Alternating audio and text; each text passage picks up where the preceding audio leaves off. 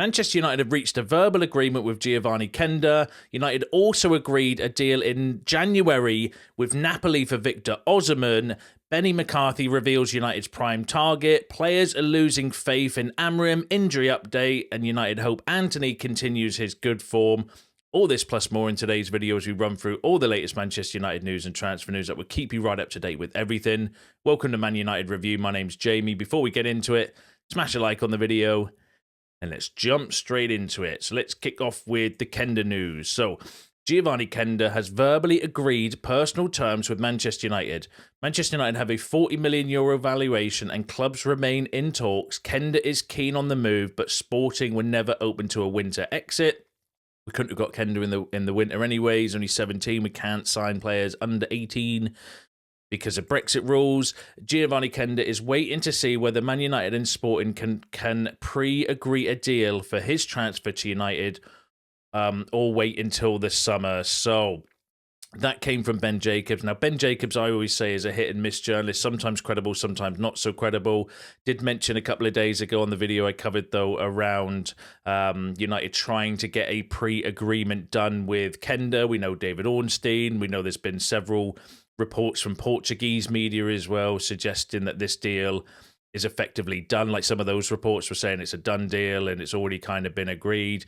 Ben Jacobs saying that we've agreed verbally personal terms with Quenda, now just about negotiating with Sporting. Hopefully we can get him on a pre-agreed deal. So I think the Quenda deal looks very close. I was waiting for a few more reports because that came out late last night from Ben Jacobs. So I was hoping this morning to have a few more. As it stands to recording this video, not too many kind of other journalists have jumped on the story, but we'll wait and see how the day develops. But it looks positive for me. I've said before, I think this is one that's actually kind of got some legs on it. I don't think there's, there's been some real credibility behind it. I think he's a really talented player as well. He's got the ability to play both at right wing back, right wing, can play on the left as well, similar to Dorgu, where he can play in multiple positions. Very similar to Ahmed in that respect as well, where he can play at that right wing back or it's like the inside kind of 10 as well. So would give us a bit of flexibility and rotation, especially as we've seen now with Ahmed being out injured for the rest of the season, having someone like Quenda as that his kind of equal almost. I mean, either playing at right wing back or at number 10 would have softened that blow a little bit. I think it's again shows, if we go for Quenda, I think it is showing that INEOS are backing Ruben Amorim and his system and his vision, because obviously he's under a lot of pressure at the moment, Amorim, mainly from a lot of the kind of mainstream media and stuff questioning things. But the one thing for me, this has been one of my criticisms of United for years, right? And I've said this before, was we've always done like 180s. So we went from Moyes to Van Gaal, total opposites. Van Gaal to Mourinho, total opposites. Mourinho to Solskjaer, stylistically not necessarily opposites, but opposites in terms of their managerial careers. It'll be Mourinho was at the top of this game. Solskjaer was kind of up and coming. And then we jumped to Rangnick and then to Ten Hag, who's a different idea to Solskjaer. And we've just always kind of mismatched our squad. We need to have a vision. We need to have somebody at United, not Amorim, neither, somebody above Amorim, Jason Wilcox, Omar Barada, someone of that kind of ilk to say, look, this is how we want to play football, and you construct a squad around that idea. And then if Amorim doesn't work, then fair dues, that's fine. You recruit somebody that still adheres to that philosophy. You don't go back to, David Moyes again after Ruben Amorim, because it'll be a totally opposite style of play and it'll be a totally opposite, and then you can't build like that because you're smashing things down all the time. So I just hope that if they're going for Quenda, for me, it's a sign that actually this is the way we want to play, and we think that he would fit the kind of mold and fits the philosophy. And for all the criticism of INEOS, and I get it, I 100% agree with. So I 100% don't agree with some of the decisions they're having to make, and they're a big contributing factor to this season for sure. If they'd have a big summer, proper backing for the manager, sticking to the rebuild, I think that would be a positive. So hopefully this is something we can get kind of lined up and done in advance of summer. I mean, when was the last time we would have done that? Done a pre-agreement with somebody for ahead of a summer? That's something fairly new to United as well. Normally we're scrambling around at the end of the transfer window trying to get some panic buys in because we've haven't recruited properly at all. So this would show that they've got an idea or got a vision for me personally. But let me know what you think in the comments. Now, Fabrizio Romano said Manchester United's plan for the summer transfer window. I can guarantee that in the summer, the idea is still to do many things to cover several positions. So Romano being a little bit clickbaity in my mind there, saying, look, yeah, they want to, do many things and cover several positions. I think that's obvious. I think we do need several positions kind of coming in as well. It's just whether we're going to have the funds, how much budget we're going to have, and that they're the kind of biggest questions when it comes to the summer. Now, Manchester United reached an agreement with Napoli in January to sign Victor Osimhen, but the player said, I promised to stay at Galatasaray until the summer after I finish this season. And that came from a Turkish journalist who has got a big following online. I don't know the credibility of personally, but I wonder if that was around the time where there was all the talk around Garnacho going to Napoli. Maybe we were kind of, looking to bring him in around that time, because obviously, remember, there was all the talk about, Rashford swaps and Garnacho swaps and all these kind of stories that were going around. So I wonder whether that was something where in the summer we were kind of, if Garnacho left, maybe we were looking at Osimhen, but, I don't know the credibility of the source. So, yeah, let me know what you think about that in the comments. Now, sticking with Osimhen, so Manchester United sent scouts to watch Victor Osimhen in action for Galatasaray on Monday evening. Osimhen did not disappoint as he netted a brace against Rizerspoor to move the Turkish Giants 6 points clear of Jose Mourinho's Fenerbahce. So yeah, it came from Graham Bailey. Graham Bailey's a hit-and-miss journalist. But, it stands to reason that we're probably scouting a lot of players at the moment. TalkSport kind of confirmed the story, or not confirmed it, but also jumped in on the story as well, saying that Manchester United sent scouts to watch Victor Osimhen at Galatasaray. United have sounded out Osimhen as the man to get them firing again, but both are not the most credible sources, so we'll wait for more credibility on that.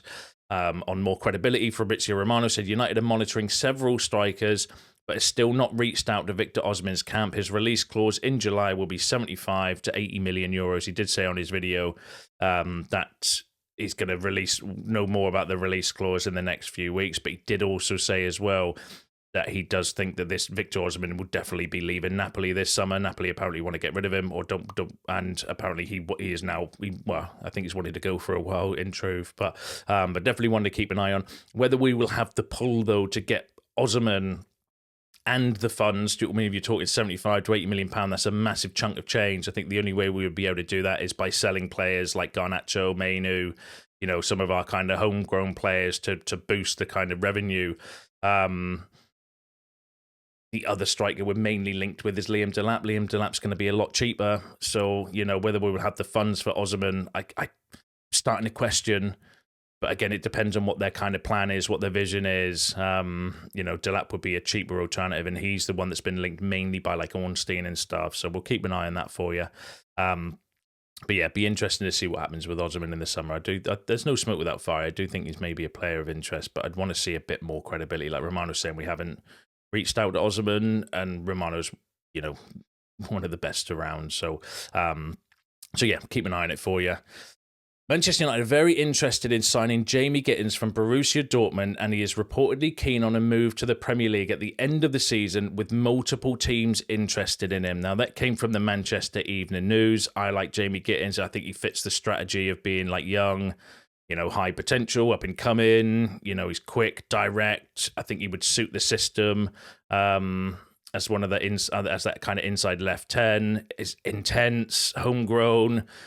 Would cost way too much, though, I think. But with Sancho gone, Antony potentially going, there's update on him in a second. Rashford potentially being sold. Obviously, he's on loan at Villa with a 40 million option to buy, so it does stand to reason that we would look to remove Rashford in the summer. Garnacho potentially being sold. There's no smoke without fire when it comes to that situation.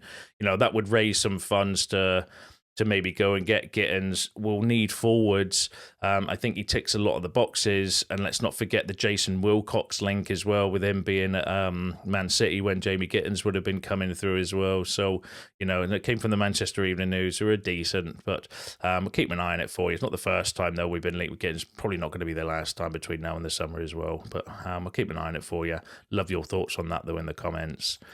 Now, Manchester United following Fenerbahce's Yusuf En-Nesyri ahead of the summer transfer window. Again, that came from another Turkish source who's got a very high, for like 2.3 million followers, reposted by some aggregator accounts. I have no idea the credibility personally, but I'm going to assume with that sort of following, like decent. And he was a player that we were linked with. I remember doing a video on him, covering his kind of stats and stuff in the summer. I'm sure he left Sevilla to go to Fenerbahce, like experienced striker though. I think he's outside of the mode of young up and coming. I think he's 27 off of memory, might be 28 now. Correct me in the comments if I'm wrong, but a rat kind of ilk, you know, good striker though. He is like a goal poaching striker. He destroyed us in the Europa League a couple of years ago, if you remember rightly. So, you know, might be some kind of legs on that. But I think if we're not going for Gyökeres, who they see as too old at 27, although I kind of think the point of that story was made a little bit blown out of proportion. I don't necessarily think it's an age thing. I think it's they don't want to pay £60 million for a 27-year-old. I think they would get somebody with experience, because we need experience in the squad as well. Can't just have a full squad of young players. Even the class of 92 had experienced players around them to help guide them. You know, Robsons, Schmeichels, Bruce Pallister, these sort of players were all experienced kind of professionals. And they were helping the class of 92 when they were coming through. You can't just have like a full squad of young players. You need some guidance there. So maybe he would be one that would fit that mold. But I think they just don't want to pay that sort of money for a 27-year-old. They're not going to, like Casemiro, not going to pay 60, 70 million pounds for a 30-year-old and give him a 5-year contract anymore. But if Casemiro was like 20 million and 100 grand a week on a 3-year deal, maybe they would do something like that. That's my interpretation of it anyway, but let me know what you think in the comments. And one of the reasons why we're so heavily linked with, you know, forwards is this. Manchester United have a shot conversion rate of just 8.4% in the Premier League this season. Only Southampton, who are rock bottom in the Premier League, have a lower rate with 7.9%. And that is probably, you know, the biggest Achilles heel that we've had this season. Our chance conversion rate is dog shit. Second worst in the Premier League, and you wonder why we're 15th. We just cannot score goals. I think we've created chances this season to score goals, even under Ten Hag. One of the criticisms was we're creating chances. The players just can't score and can't put the ball in the back of the net. And that's been the persistent theme this season. 8.4%, second worst in the Premier League. That's ridiculous. I'm sure I saw a stat that was saying that our actual chance creation put us like 11th, which is still poor. But if we're 11th for chances created and then second bottom for chances conversion, that says it all about where we are. So the need to get like forwards in that can actually, you know, increase our creativity and then put the ball in the back of the net will be a massive boost for us in the summer. And hopefully, and that is one of the areas that we're so bad at, very bad at. But let me know what you think about that in the comments. Now, Dean Huijsen's contract at Bournemouth includes a 50 million buyout clause that will be valid this summer. That came from Fabrizio Romano. Brought that in because we've been heavily linked with him in the past few days and weeks. I think there'll be too much competition for him personally, and with our position in standing, I think there's going to be better position clubs to go out and spend 50 million pound on a centre half this summer personally, unless he is like a key player and we see him as like a make or break type signing. I can't see us going for him as good as he is, but we'll keep an eye on it for you. You never say never, and you don't know what INEOS' plans. You don't know if they are going to just absolutely have an absolutely nuts transfer window, and if they do, someone like Huijsen would be great for us. Very young, very up and coming, one of the best defenders in the Premier League already at his age. So that would be a massive coup. But I think there's going to be better clubs positioned. Liverpool, for example, might be looking for a centre half in the summer. That would, they've got more money than us. They're obviously going to win the Premier League probably this season. We're going to be, God knows where we're going to be. Could be in the Championship at this rate. We'll keep an eye on it for you. Now, Manchester United want to replace Christian Eriksen with Abin Wharton, but he is not a priority as they want to see what will happen with the sales of Casemiro and others before making a decision on him. But he is on their radar for a long time now. Then that came from Ekrim. Ekrim's linked us with about 1 million players in the last couple of weeks. Works for Caught Offside. Yeah, would be a decent shout. I wonder why they were waiting to see what happens with Casemiro and others. Maybe because of the fee, because the Crystal Palace will probably ask for a lot of money for him, with him being homegrown and all of that kind of jazz as well. So maybe they do need to free up some squad space or some wages or a bit more PSR room to increase the kind of fee that you're talking about for Adam Wharton. He's had an injury issue this season though, so and not really been at his best from what I've kind of seen, but I don't watch Crystal Palace all the time, so don't take my opinion on that. In fact, share yours in the comments. Let me know what you think about Adam Wharton to United.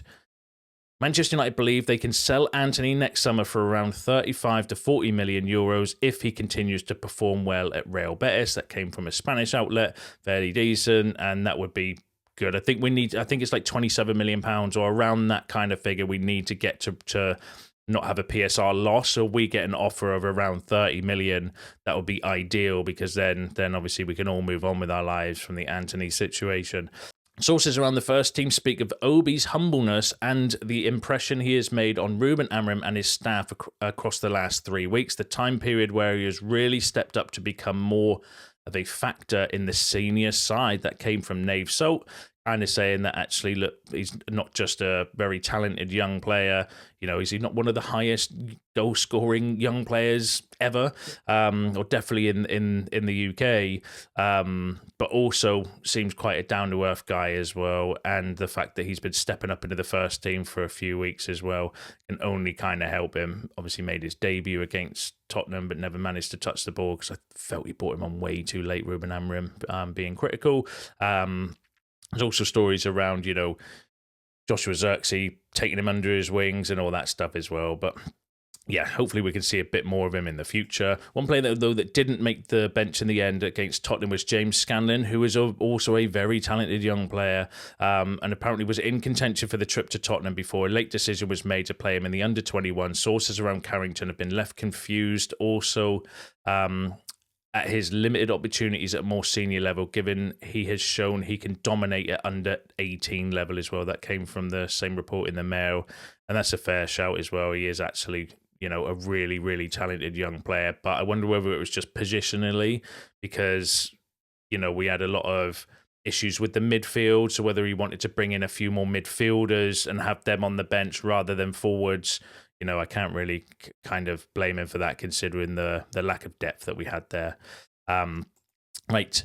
Christian Eriksen and Lenny Yoro are expected to be available for Everton, while injuries to Manuel Ugarte and Toby Colley are not considered serious. So we're still waiting for some injury update, please. We need Ugarte and Collier back, especially going to Goodison Park as well. That's going to be absolutely rocking. David Moyes back. It's their kind of swan song at their ground before they move stadiums as well. They're you know, they're on form at the moment as well. I'm really worried about the weekend. I'm more worried about Everton than I was against Tottenham, to be fair. But yeah, they're in you know, a really, really rich vein of form as well. So we need some legs back in that midfield, I think, for that game to give us any kind of fighting chance. Now, some players are beginning to lose faith in Amorim's system as results and performances continue to suffer. He may still have their support, but confidence in his methods is inevitably starting to ebb. The dissatisfied group believe that even when United win, it is largely down to individual moments of quality or good fortune rather than a tactical triumph.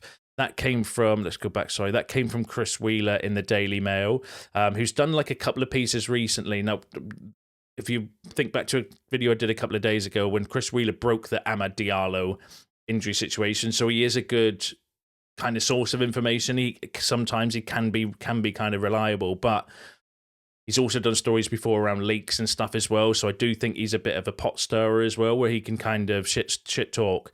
But is reliable, so you know, it just becomes a case of, well, whether do you believe it or not. I probably do, because you know, we know we've got snakes in the dressing room that will stab a manager in the back because they've done it for countless years.